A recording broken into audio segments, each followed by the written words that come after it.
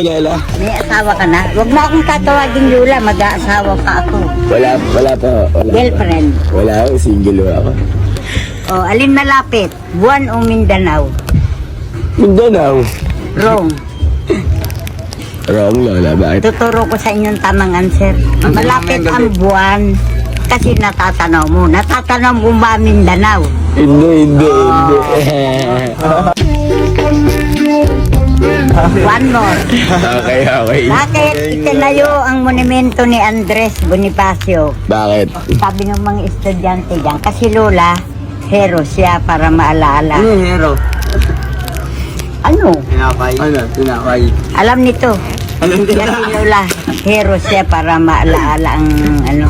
Yung, Sabi ko Rom, tandaan nyo itanim nyo sa utak nyo ang tamang answer Ano Lola ang tamang answer?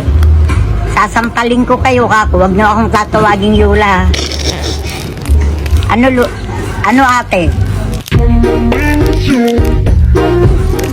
Tandaan nyo itanim nyo sa utak nyo, kaya itinayo. Ikaw rin, tandaan mo. Kasi kung nakatumba, traffic.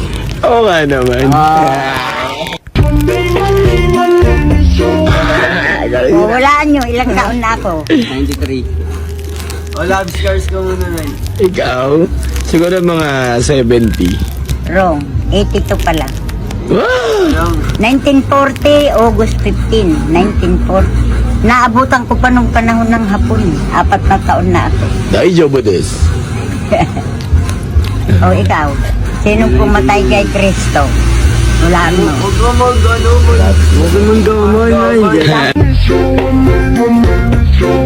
Sabi nung mga pinahuhula ko, mga Hudyo at saka si Judas daw. Julio. Wrong. Tandaan nyo ang pumatay kay Kristo, pako. Di ba pinako siya, nakita no? Oo. Joke lang. Ito pogi, pag mga nakakuninong ka. Oo, sige.